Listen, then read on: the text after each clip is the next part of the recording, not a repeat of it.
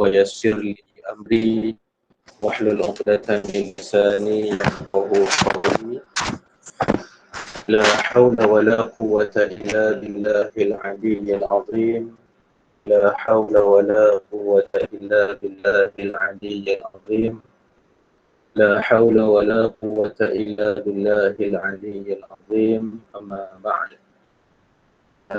Kita mulakan kuliah hadis pada tengah hari ini dengan sama-sama membaca kitab Al-Fatihah. Bismillah.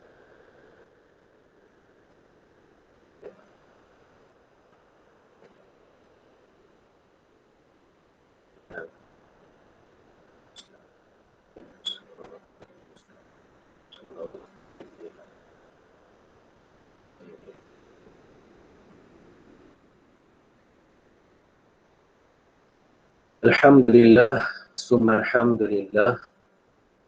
Kita bersyukur kehadirat Allah Subhanahu wa Ta'ala pada saat dan ketika ini Allah Subhanahu wa Ta'ala terus mengurniakan kepada kita hidayah, taufiq dan pelbagai nikmat.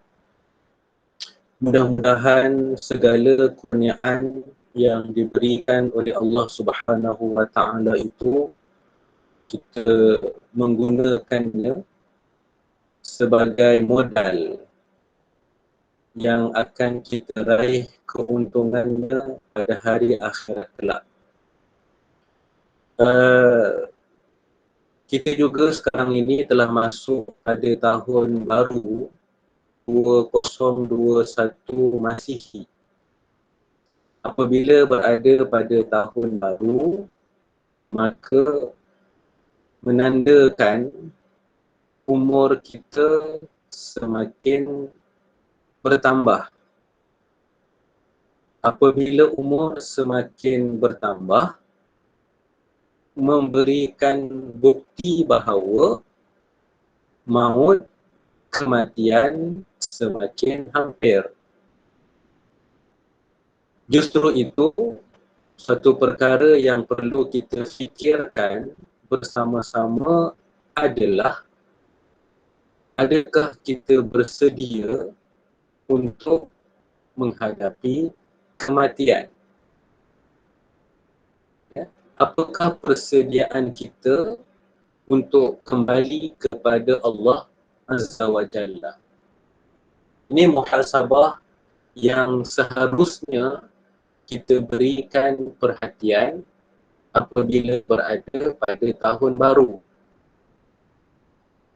Dan yang kedua adalah apakah persiapan kita untuk kita menambahkan amalan supaya kita dekat dan hampir kepada Allah Subhanahu wa Ta'ala. Bukan sekadar mengejar kemewahan dunia, bukan sekadar mengejar pangkat dan kedudukan, tapi kita bermuhasabah dalam diri kita sejauh mana kita hampir dekat dengan Allah Azza wa Jalla. Itulah suatu perancangan yang hakiki yang perlu kita lakukan. Mungkin pada tahun lepas kita tak berjaya, ada kekurangan. Maka pada tahun ini tingkatkan azam dan kekuatan, kesungguhan untuk kita menambahkan amalan supaya kita dekat hampir dengan Allah Azza wa Jalla. Orang yang hampir dengan Allah Azza wa Jalla insya-Allah mendapat kejayaan hakiki di dunia dan juga di akhirat. Itu sebagai mukaddimah lah sempena tahun 2020 Masihi yang hari ini kita berada pada hari yang ke-6. Baik. Sahabat-sahabat yang dihormati sekalian, sebab nampak dalam grup kita ni semuanya wanita. Mungkin kena invite lagi sahabat-sahabat kita, rakan-rakan kita yang lelaki sama. Mungkin mereka mungkin tak alert dan sebagainya. InsyaAllah kita sebar luaskan majlis ini.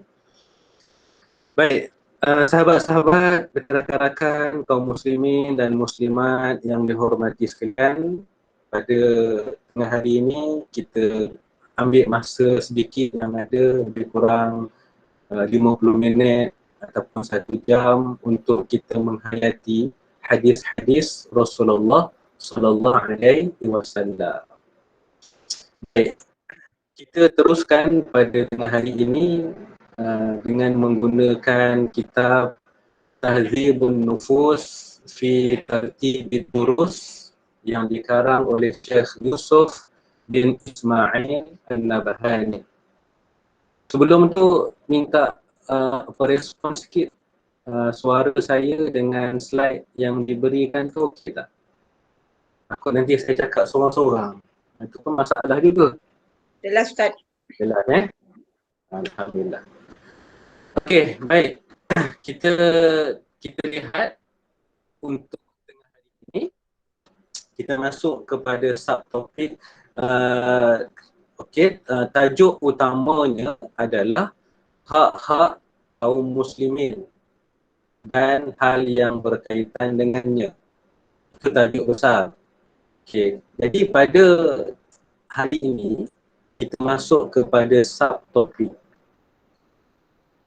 Ya, yang ada kitab itu, lihat pada muka surat yang ke-374. Okey, ini tajuk yang kita nak bincang pada hari ini. InsyaAllah saya mulai tahun baru ini, saya akan cuba untuk bincangkan satu kuliah, satu bab, satu subtopik. Ya, mungkin agak ringkas sikit lah. Ya, baik. So, topik yang kita nak bincangkan pada hari ini adalah saling mencintai sesama Muslim, mengunjungi orang-orang yang baik, adab majlis dan berjabat tangan ketika bertemu. Disebut dengan nama Al-Musafahah. Kita ni bahasa kita Melayu ni kita kata salam. Salam tu ucapan Assalamualaikum. Ya. Jadi yang dikatakan berjabat tangan ni adalah Al-Musafahah. Jadi kita akan tengok nanti macam mana cara nak berjabat tangan. Ya. Ada orang yang berjabat tangan macam-macam PL. Macam-macam cara. Hari ni musim COVID, dia temukan macam ni kan. Jadi adakah itu masuk dalam kategori Al-Musafahah? Kita tengok nanti. Ya. Dan anjuran beruzlah ketika fitnah berleluasa. Okey, baik. Kita masuk kepada ayat Al-Quran yang pertama, iaitu ayat daripada Suratul Kahfi, ayat yang ke-28. Allah berfirman, A'udzu billahi minasyaitonir rajim. Wasbir nafsaka ma'al ladzina yad'una rabbahum bil ghadati wal 'ashiyyi yuriduna wajha. Maksudnya, dan bersabarlah bersama-sama orang-orang yang menyeru Tuhan mereka di waktu pagi dan petang sambil mereka mengharap keredaannya. Kat sini ada typing error Saya ada typing error kat sini keredaannya. Okey. Baik. Dalam ayat ni Allah Subhanahu wa taala menyuruh Rasulullah sallallahu alaihi wasallam bersabar. Ya. Merasa cukup ataupun merasakan bahawa sahabat-sahabat Nabi yang ada sekarang ni yang mana Allah Subhanahu Wa Taala suruh Nabi supaya bersabar dan merasa cukup dengan sahabat-sahabat yang telah ada sekarang. Maksud sekarang ni adalah semasa ayat ini diturunkan. So Nabi kena bersabar dengan mereka dan Nabi kena mengiktiraf sumbangan mereka ataupun bantuan mereka yang mana mereka bersama-sama nak berjuang untuk menegakkan syiar Islam. Kemudian Allah Subhanahu Wa Taala memperincikan dalam ayat ni, memperincikan ciri sahabat pengikut yang bersama-sama dengan Nabi ni yang Nabi kena terima. Allazina yad'una rabbahum bil ghadati wal 'ashi. Yang mana para sahabat ni adalah orang-orang yang menyeru Tuhan mereka. Maksud menyeru dekat sini adalah orang yang beribadah. Sahabat yang mendokong Nabi itu adalah para sahabat yang beribadah kepada Allah pada waktu disebut kat sini al-ghada pada waktu pagi, wal ashi pada waktu petang. Baik, para ulama tafsir menyatakan maksud sahabat yang beribadah pada waktu pagi dan petang ini adalah isyarat menunjukkan sahabat ini sepanjang masa mengingati Allah Subhanahu Wa Taala. Maka Allah gunakan perkataan waktu pagi dan petang. Maksudnya sahabat ni every time, anytime, setiap masa, setiap saat mereka ingat kepada Allah Ta'ala. Bukan sahabat ini hanya ingat Allah pada waktu beribadah sahaja. Selesai ibadah, tak ingat Tuhan. Tapi sahabat bukan macam tu. Ini ciri sahabat. Maka dalam ayat ni kita boleh ambil pengajaran adalah kalau kita nak tingkatkan iman kita pada tahun baru 2021 Masihi ini, kita kena beribadah kepada Allah pada waktu pagi dan petang ataupun pada setiap masa. Sambil bekerja, ingat Allah Subhanahu Wa Taala. Dan kemudian Allah sebut lagi yang mana mereka ini beribadah kepada Allah iaitu mengharapkan keridhaannya. Yuridu nawajhah. Para sahabat mereka beribadah kepada Allah mengharapkan keridhaan Allah. Jadi kat sini kita dapat lihat dalam ayat ni ada dua ciri sahabat. Ciri yang pertama iaitu ini yang mana mereka sentiasa ingat kepada Allah Ta'ala, satu. Dan yang kedua, mereka ingat kepada Allah, mereka beribadah dengan penuh keikhlasan. Dan kita ambil ayat ni untuk kita letak dalam diri kita pada tahun ini 2021 Masihi, nak cuba menerapkan dua elemen ini dalam kehidupan kita. Ingat Allah bukan sekadar waktu sembahyang. Ingat Allah bukan sekadar waktu zikir. Tapi setiap saat ingat Allah Subhanahu Wa Ta'ala. Okey, saya nak ringkaskan penghuraian surah Al-Kahfi ayat 28 ini. Baik, kita masuk kepada hadis yang pertama. Okey, hadis yang pertama kalau kita tengok dalam kitab kita, muka surat 375, Imam Muslim telah meriwayatkan iaitu daripada Anas radhiyallahu anhu yang mana beliau berkata, kita mula kat sini hadis. An Anasin qal qala Abu Bakr radhiyallahu anhu ba'da wafati Rasulillah sallallahu alaihi wasallam li Umar intaliq bina ila ummi Aiman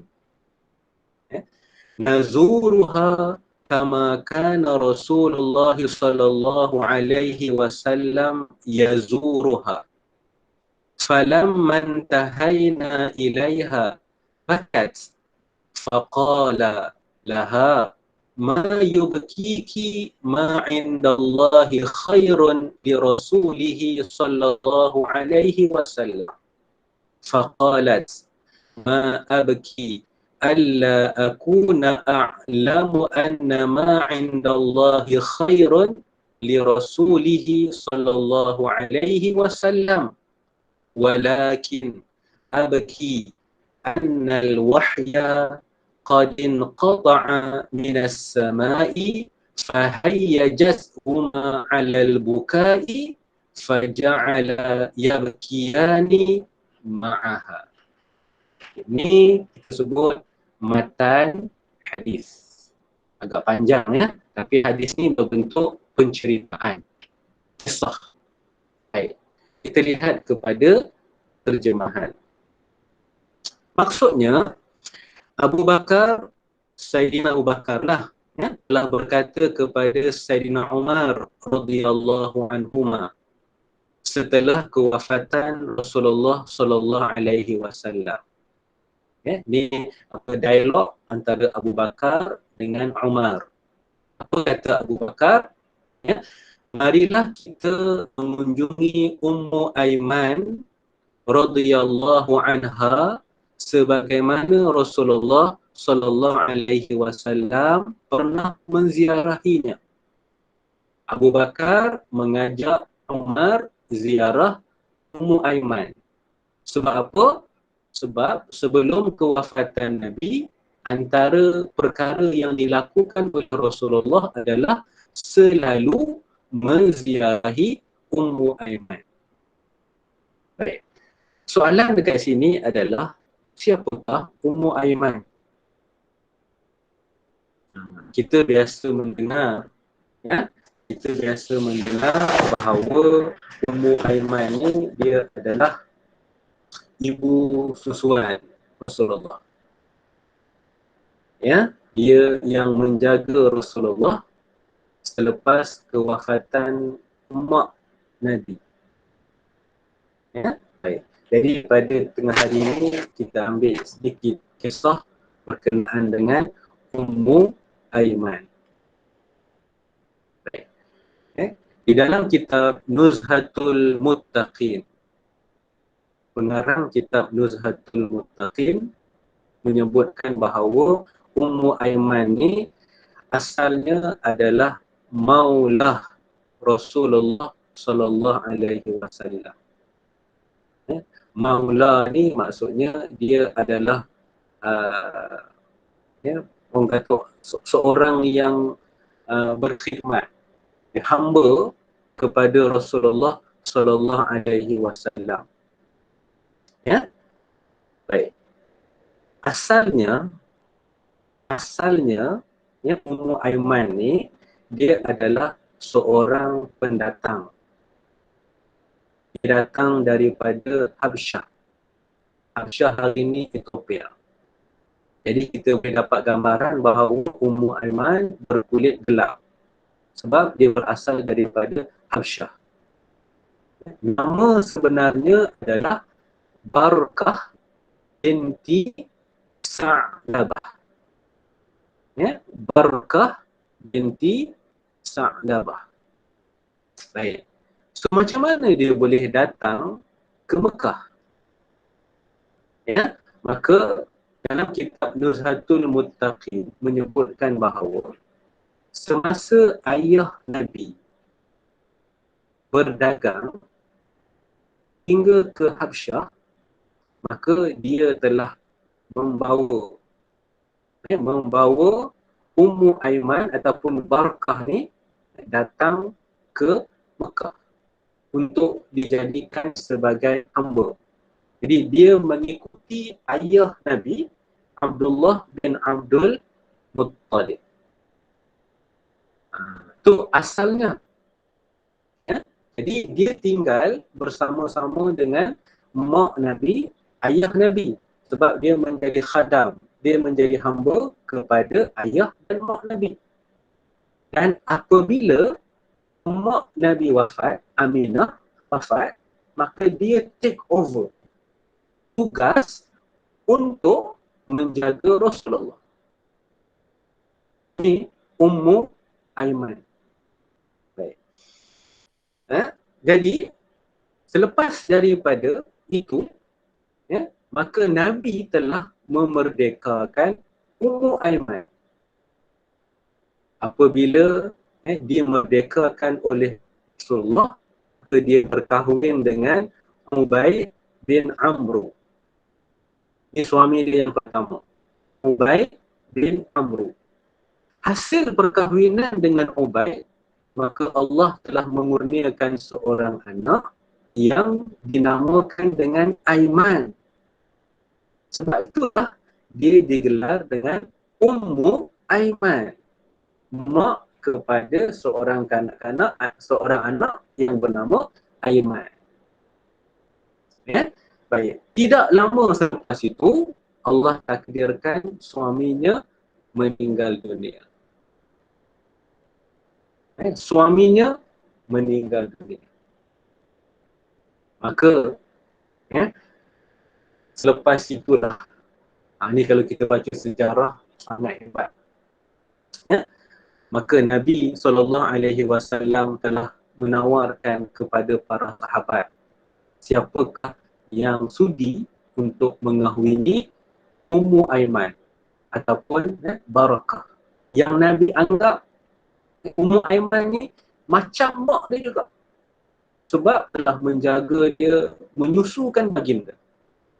Maka ketika itulah seorang sahabat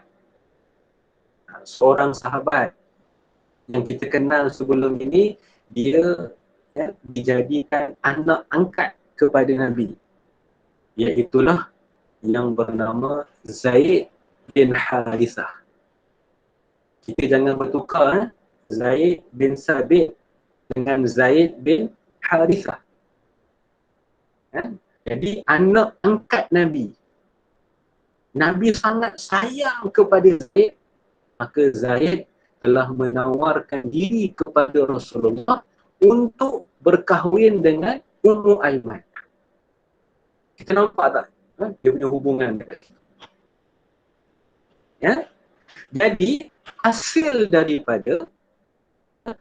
daripada perkahwinan Zaid bin Harithah dengan Ummu Aiman, maka Allah Subhanahu wa taala mengurniakan kepada mereka seorang putera.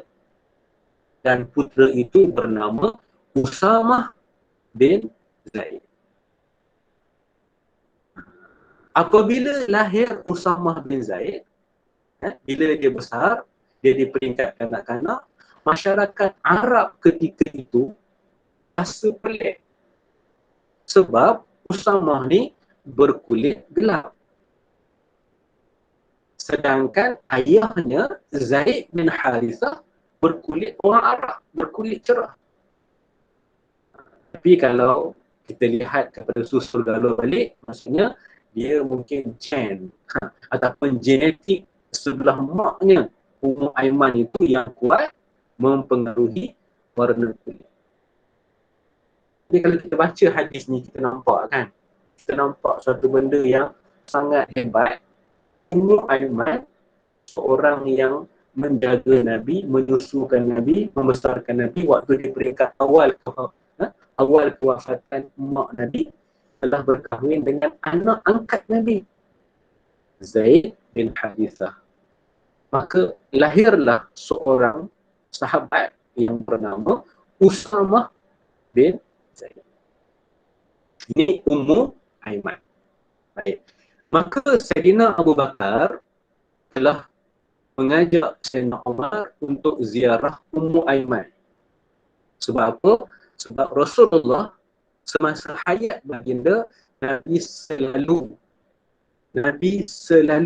menziarahi Ummu Aiman. Ya, baik. Dalam dalam kitab Nuzhatul Muttaqin ini dia sebut juga, ya, bahawa Ummu Aiman telah wafat. Tuwfiyat ba'da Rasulillah sallallahu alaihi wasallam bi khamsati ashhur. Ummu Aiman ni dia wafat selepas 5 bulan kewafatan Nabi sallallahu alaihi wasallam. Baik. Sambung hadis ni. Setelah mereka berdua sampai ke tempat Ummu Aiman, maka dua orang sahabat besar ini mendapati bahawa Ummu Aiman sedang menangis. Ya, maka mereka berdua berkata, "Apa yang menyebabkan kamu menangis? Tidakkah kamu tahu bahawa apa yang ada di sisi Allah adalah baik bagi Rasulullah sallallahu alaihi wasallam?" Dua sahabat ni tanya Ummu Aiman, "Kenapa menangis?" Dan Nabi wafat ni, maka Nabi kembali kepada Allah Ta'ala. Itu memang sesuatu yang sangat baik yang diperolehi oleh Nabi.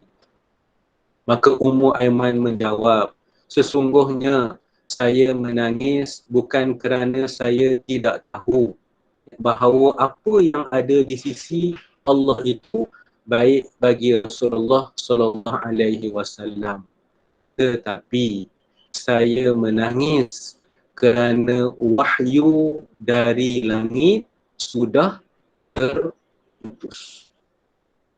Allahu Akbar. Kalau kita baca hadis ni, kita dapat lihat betapa tingginya keimanan para sahabat, keimanan orang-orang yang dekat dengan Nabi sallallahu alaihi wasallam. Maksudnya peristiwa ini berlaku dalam masa 5 bulan selepas kewafatan Nabi. Sebab lepas 5 bulan Ummu Aiman,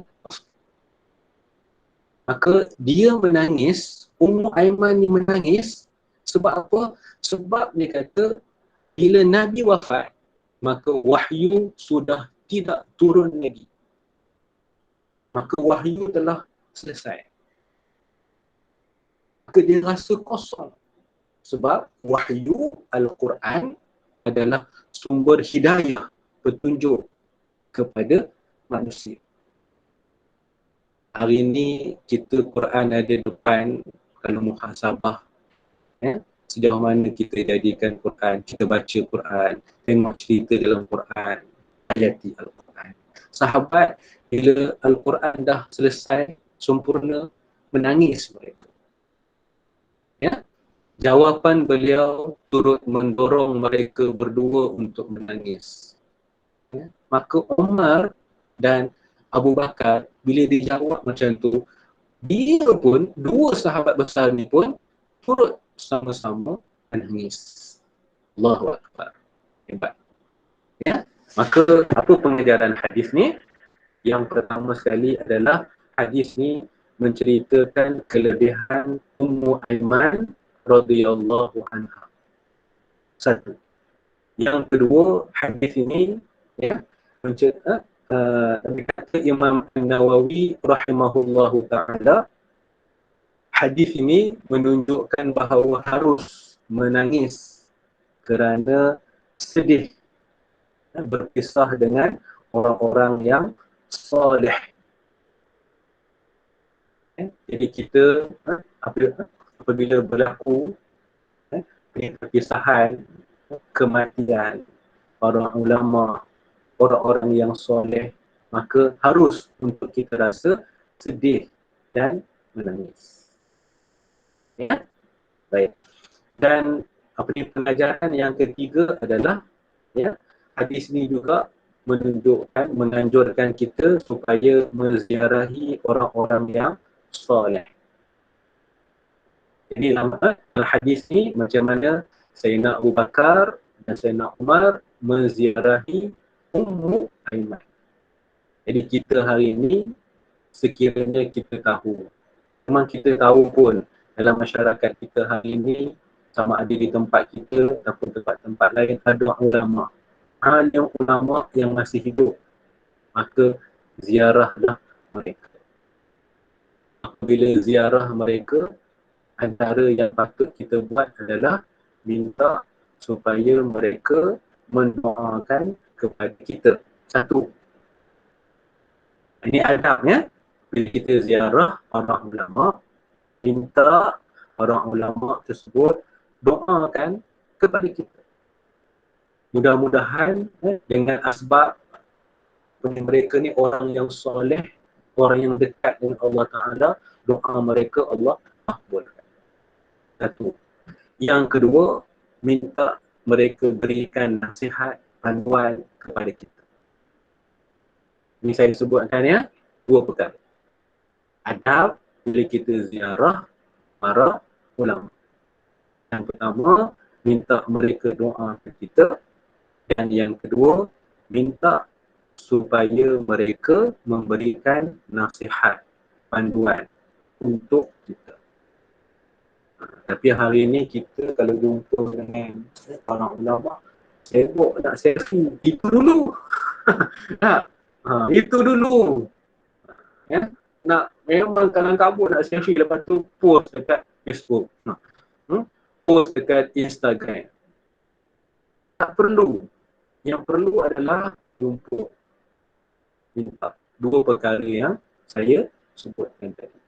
Carilah ramai lagi ulama kita yang masih hebat, yang masih hidup. Syekh Fahmi Zamzam An-Nadwi Al-Maliki dulu di Kedah, masih ada lagi. Dr. Nuruddin Al-Marbu Al-Banjari, masih ada lagi. Ramai lagi ulama kita. Kita hari ini kalau yang paling dekat dengan kita mungkin kita ada Datuk Dr. Zulkifli Al-Bakri, Datuk Dr. Zul. Ulama yang hebat untuk dia minta doakan, minta nasihat. Itu dalam negara lah, luar negara aman. Cari jalan untuk menziarahi para ulama. Ya. Baik. Itu antara pengajaran yang boleh kita ambil dalam hadis yang pertama. Baik. Kita pindah kepada hadis yang kedua. Hadis yang pertama ni ada riwayat Imam Muslim dalam kitab Fadail As-Sahabah nombor 2454. Dibuka kitab Sahih Muslim, tengok hadis 2454. Baik, kita pergi kepada hadis yang kedua. Hadis yang kedua berbunyi, ya, dalam kitab kita hadis yang kedua pun panjang. Imam Muslim telah meriwayatkan daripada Abu Hurairah radhiyallahu anhu. Kat sini ya. An Abi, kita mula kat sini, An Abi Hurairah. An Abi Hurairah anin Nabi sallallahu alaihi wasallam أن رجلا زار أخا له في قرية أخرى فأرصد الله له على مدرجته ملكا فلما أتى عليه قال أين تريد؟ قال أريد أخا لي في هذه القرية. قال هل لك عليه من نعمة تربها؟ قال لا غير أني أحببته في الله عز وجل. قال فإني رسول الله إليك بأن الله قد أحبك كما أحببته فيه. Apa maksudnya? Iaitu daripada Nabi SAW yang mana baginda bersabda bahawa seorang lelaki hendak mengunjungi saudaranya di kampung yang lain. Seorang lelaki nak pergi ziarah saudaranya di kampung yang berlainan. Allah Subhanahu wa Ta'ala mengutuskan satu malaikat yang menantinya di laluannya untuk bertemu saudaranya. Maka Allah hantar malaikat tunggu di laluan lelaki itu nak pergi berjumpa dengan saudaranya. Ziarah saudaranya. Ketika malaikat tersebut bertemu dengan lelaki itu, ia bertanya, "Ke manakah engkau mahu pergi?" Maka lelaki itu menjawab, "Aku ingin mengunjungi saudaraku di kampung ini." Dia sebut. Ia bertanya, "Adakah disebabkan suatu perkara, yakni daripada urusan dunia yang kamu jaga dan kembangkannya?" Dia menjawab, "Tidak, melainkan aku mencintainya kerana Allah." So malaikat ni tanya dia, kamu ni nak pergi ziarah saudara kamu ni sebab kamu ada jaga harta ke sebagainya, jadi kamu nak menceritakan urusan itu ke? Harta perkara dunia yang kamu jaga dan kembangkan. Maka dia kata, tidak.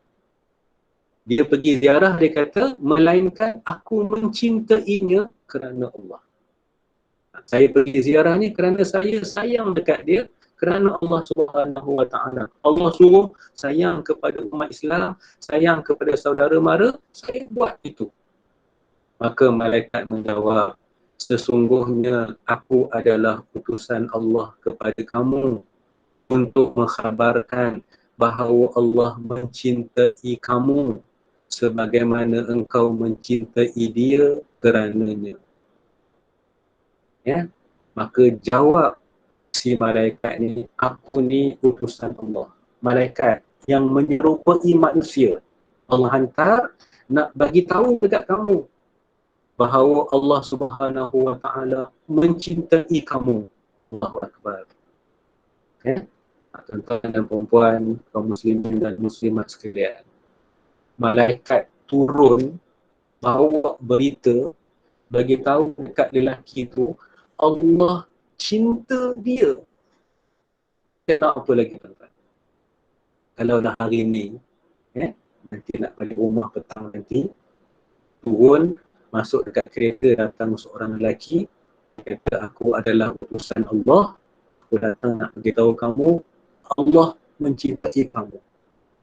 Allahu Akbar. Macam mana tuan-tuan? Bila Allah cinta ni, tak ada lagi dah yang lain. Ini hebat ni. Ya, sebagaimana kamu mencintai saudara kamu kerana Allah Subhanahu Wa Taala. Baik. Para ulama menyebutkan maksud Allah Subhanahu Wa Taala mencintai hamba dekat sini adalah, maksudnya adalah, aku adalah utusan Allah kepada kamu untuk mengkhabarkan bahawa Allah mencintai kamu. Maka para ulama menyebutkan maksudnya adalah, maksud Allah cinta kepada seseorang itu adalah Allah Subhanahu Wa Taala memberikan kebaikan kepada orang itu, wa taufiq lahu. Iradatul khair wa taufiq lahu. Maksudnya Allah Subhanahu Wa Taala akan menetapkan orang ni akan dapat kebaikan dan Allah memberikan taufik kepada. Maksud Allah mencintai seseorang. Dan hadis ni antara pengajarannya adalah betapa agungnya. Hadis ni menunjukkan betapa agungnya kelebihan mencintai seseorang kerana Allah Subhanahu Wa Taala dan menziarahinya. Jadi mudah-mudahan pada tahun ini juga letakkan keazaman untuk kita mencintai, menyayangi saudara-saudara kita, ahli keluarga kita kerana Allah Subhanahu Wa Taala, dan ziarahnya juga kerana Allah, bukan kerana yang lain yang saya sebutkan pada minggu lepas.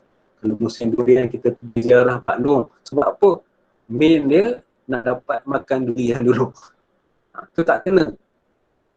Ziarah saudara, ziarah sahabat, ziarah rakan kerana Allah Subhanahu Wa Taala. Baik. Hadis yang diriwayatkan oleh Imam Muslim dalam kitab Al-Birru Was-Sillatu Wal-Adab, nombor 2567. Ya, selesai. Kita sambung dengan hadis yang ketiga. Saya sebutkan tadi kita nak cuba habiskan satu kuliah, satu siri, satu bab, insya-Allah. Baik. Kita masuk kepada hadis yang ketiga.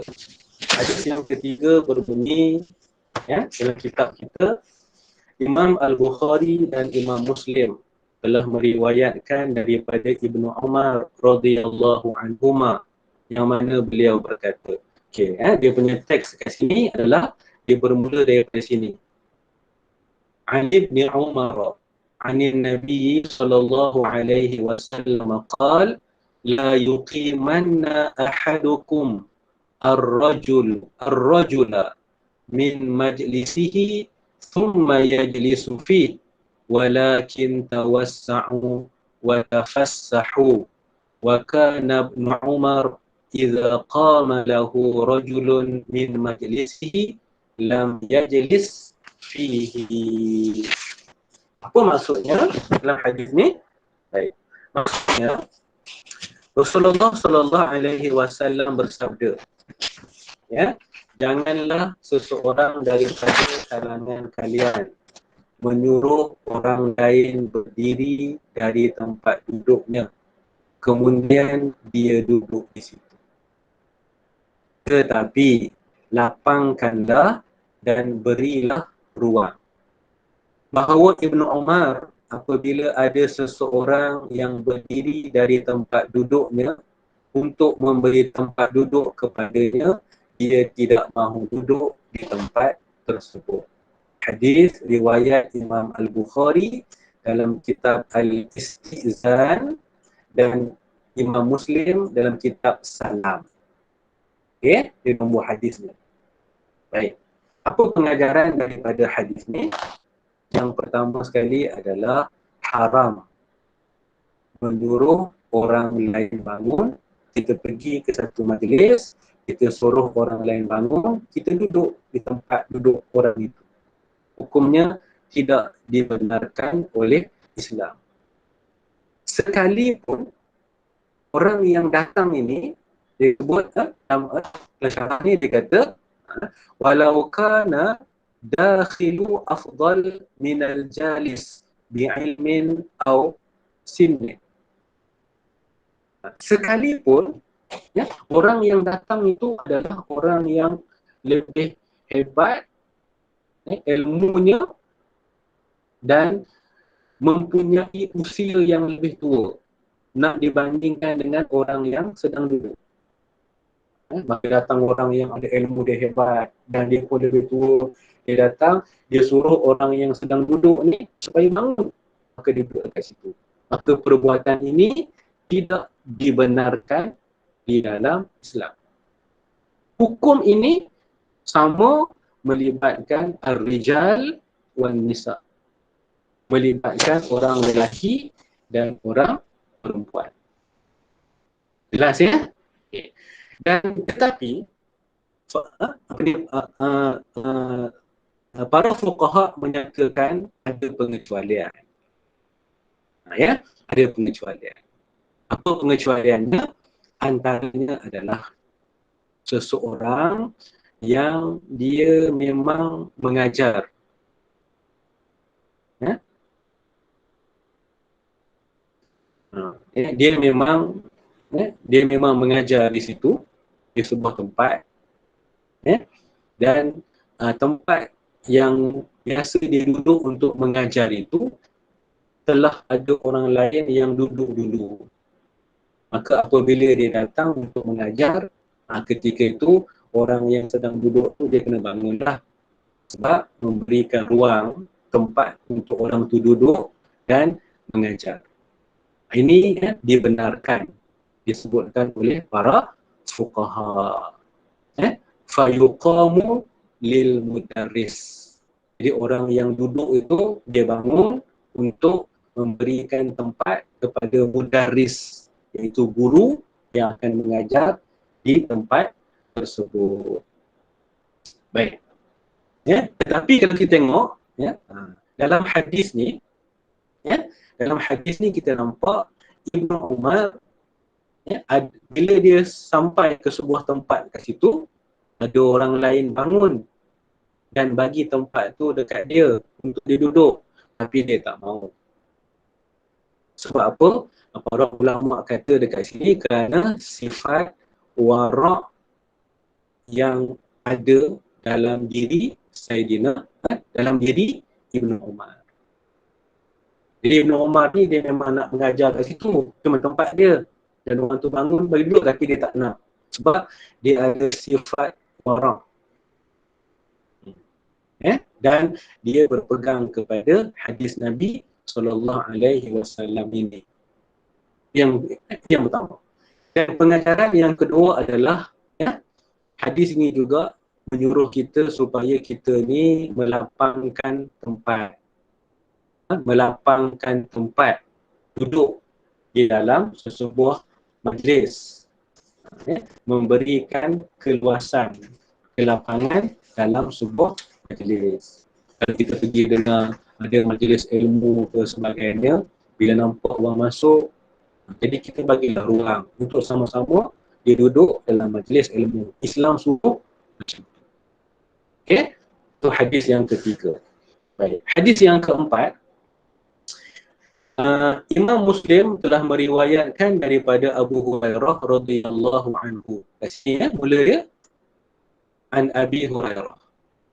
Anna Rasulullah sallallahu alaihi wasallam qala idza qama ahadukum wa fi hadits Abi Awanah man qama min majlisihi thumma raja'a ilaihi fa huwa ahaqqu bihi. Baik. Apa maksudnya? Iaitu bahawa Rasulullah sallallahu alaihi wasallam bersabda, apabila seseorang daripada kalangan kalian berdiri dari tempat duduknya, yakni kerana satu keperluan, kemudian dia kembali semula ke situ, maka dialah orang yang lebih berhak ke atas tempat duduk itu. Hadis riwayat Imam Muslim dalam bab As-Salam nombor 2179. Apa pengajaran hadis ni? Maksudnya adalah apabila orang itu, seseorang dia datang ke sebuah tempat, pergi ke masjid ke misalnya, dia dah duduk pada tempat tu. Duduk pada tempat tu.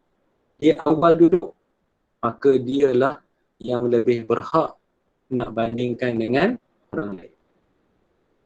Jadi sekiranya selepas dia duduk tu, dia bangun, ada urusan. Sebagai contoh, mungkin nak qada hajat. Dia bangun, kemudian dia keluar, selesaikan hajat dia. Lepas tu bila dia masuk semula, maka dia lebih berhak untuk duduk di tempat asal tadi. Ini hadis ini nak dibandingkan dengan orang yang lain. Ini dalam Islam menunjukkan perkara ini dalam persoalan ini. Baik. Jadi yang kedua pengajarannya adalah Islam menunjukkan kepada kita memberikan sesuatu yang sesuai dengan haknya. Jadi seorang tadi, dia memang hak dia dekat situ. Cuma dia bangun tu kerana ada hal, ada urusan, ada hajat. Selesai hajat dia, maka hak dia kembali ke tempat asal yang dia duduk itu. Ini adabnya dalam majlis. Baik.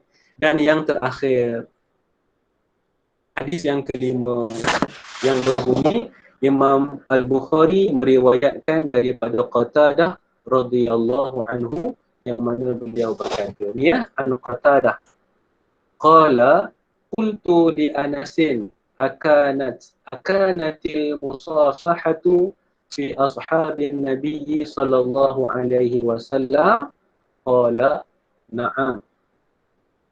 Kata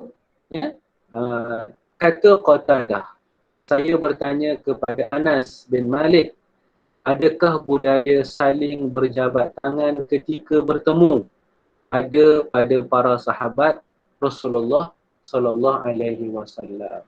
Dia menjawab, ya. Hadis riwayat Imam Bukhari, kitab Al-Istizan nombor 6263. Baik, kita bincang yang ni sikit. Okey, apakah maksud al-musafahah ni? Al-musafahah ni adalah berjabat tangan. Kata Imam An-Nawawi rahimahullahu ta'ala dalam kitabnya Riyadhus Salihin min kalam Sayyidil Mursalah, dia kata musafahah ini adalah bentangkan permukaan tangan, maksudnya perut lah, okay, tangan kita ni, permukaan tangan ke tangan orang lain. Ini maksudnya dia mesti tapak tangan ni bertemu dengan tapak tangan orang lain, ya, dengan tujuan memperkukuhkan kasih sayang. Ini pandangan Imam An-Nawawi. Membentangkan tapak tangan ke permukaan tangan orang lain dengan tujuan memperkukuhkan kasih sayang. Itu namanya musafahah. Jadi maksudnya bila kita nak musafahah, nak berjabat tangan, dia kena bertemu lah. So kalau macam ni, tapi mungkin kita kata alasan, oh ni musim konflik. Tak itulah kan. Kalau kes situasi biasa, dia kena bertemu. Itu al-musafahah. Okey, berjabat tangan ni, kalau kita tengok, biasanya dia ada 4 sebab. Jadi bila kita kaji, kita tengok, dia biasanya ada 4 sebab. Yang pertama, untuk mohon maaf apabila ada kesalahan. Itu kebiasaan tujuan orang berjabat tangan. Yang kedua, orang yang bermusafahah ni biasanya sebagai tanda persahabatan. Yang ketiga, al-musafahah ni biasanya kan sebagai menunjukkan dua-dua belah pihak ni dah lama tak jumpa. Jadi sebelum mungkin nak peluk ke kan, maka dia akan berjabat tangan dulu. Sebab lama tak jumpa. Dan yang keempat, berjabat tangan ni untuk menunjukkan eratnya hubungan silaturahim. Jadi itu kebiasaan, kita kata maksud ataupun motivasi dalam berjabat. Ambil sikit lagi, macam mana adab dia. Okay? Sahabat dalam hadis ni, sahabat Rasulullah, mereka ada budaya musafahah. Jadi macam mana adab nak bermusafahah? Jadi harap bila kita bincang bab ni, jadi amalan kita lepas ni ikutlah adab yang kita bincang ini. Baik. Yang pertama sekali adalah pegang pegang tangan itu dengan erat dan bersentuhan tapaknya. Ataupun inilah dia bahagian tapak. Pegang dengan erat dan bersentuh. Setengah orang tu dia musafahah ni macam nak tak nak je. Okey, satu. Yang kedua, mengikut dalam mazhab Hanafi dan juga mazhab Malik, sunnah berjabat tangan ni dengan menggunakan kedua-dua belah. Ini pandangan dalam Maliki dan Hanafi. Dua belah tangan. Tapi dalam Syafi'i dan Hanbali sebelah memadai. Cuma ditambah dalam Hanafi dan Maliki dua belah tangan. Okay. So bila dua belah tangan, letakkan tangan kanan, maka sahabat kita pun letakkan tangan kanan. Tangan kiri ni letak atas di belakang tangan kanannya. Belakang di atas lah, di bahagian belakang tangan kanannya. Yang sana pun sama. Okey, itu yang kedua. Yang ketiga adalah semasa bermusafahah ni, berjabat tangan ni, kena ada perasaan rendah diri. Dengan perasaan merendah diri. Bukan perasaan rasa besar, rasa megah. Bukan.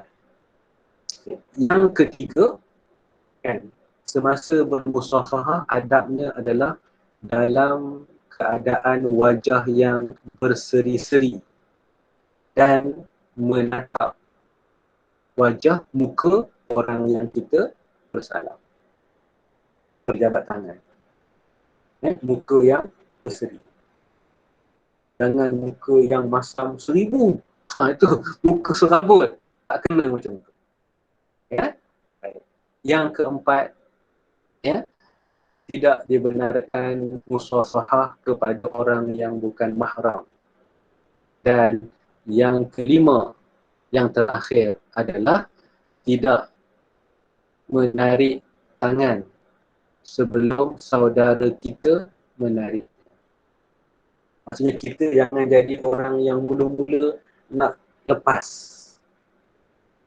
Biarlah sahabat kita mula yang lepas. Jadi kalau masing-masing faham macam ni, nak share hand 10 minit lah baru selesai. Kan? Tapi kita nak, kalau boleh, kita tak nak jadi ni orang yang mula-mula untuk melepaskan musafahah. Ini antara adab lah. Okay, baik, yang terakhir sekali, apakah manfaat orang yang bermusafahah? Saya ambil yang pertama daripada hadis Nabi yang diriwayatkan oleh Imam Abu Dawud, yang Nabi kata, ma min muslimaini yaltaqiyani fayatasafahani illa ghufira lahuma qabla an yaftariqa. Apabila dua orang Muslim bertemu lalu berjabat tangan, maka kedua orang itu berpisah, maka kedua-duanya diampuni dosanya sebelum berpisah. Jadi key point dekat sini adalah antara kelebihan bermusafahah adalah Allah Subhanahu Wa Taala akan mengampunkan dosa. Dan yang kedua, yang berdasarkan kepada hadis yang diriwayatkan oleh Imam Malik, ya, iaitu Rasulullah sallallahu alaihi wasallam bersabda, tasafahu yazhabul ghil wa tahadaw tahabbu wa tazhab asyahna. Maksudnya, berjabat tanganlah kerana berjabat tangan akan menghilangkan kedengkian. Ini kelebihan yang kedua.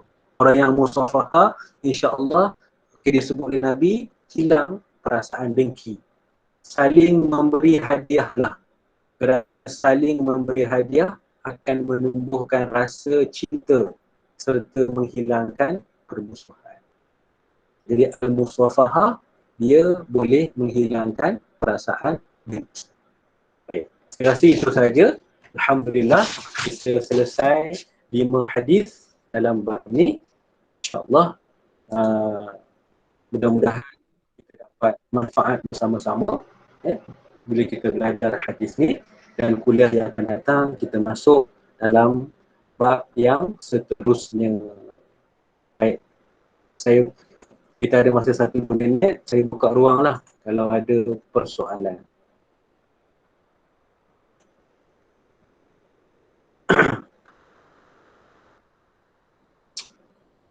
Ya, disertakan kat situ ada borang kehadiran kuliah, boleh isilah. InsyaAllah ini masuk dalam macam latihan nantilah.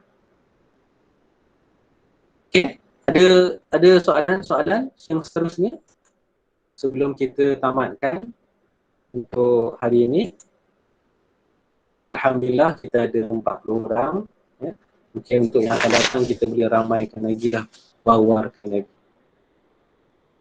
Ada soalan? 1 minit? Ataupun nak kongsi pandangan, silakan. Falyatafaddal.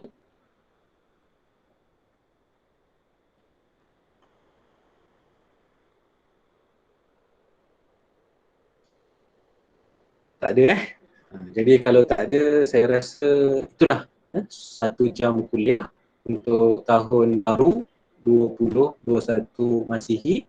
InsyaAllah mudah-mudahan kita istiqamah dua perkara yang kita sebutkan tadi. Yang pertama, untuk kita menambahkan amalan kita, dekatkan diri dengan Allah Subhanahu Wa Taala, dan yang kedua membuat persiapan-persiapan untuk kita semakin hampir kembali kepada Allah Azza wa Jalla. Itu saja untuk tengah hari ini. Aku qauli hadza wa astaghfirullahal azim li wa lakum. Wassalamualaikum warahmatullahi wabarakatuh. Kita akhiri dengan tasbih kafarah dan suratul Asr. Subhanakallahumma wa bihamdika asyhadu an la ilaha illa anta astaghfiruka. Bismillahirrahmanirrahim.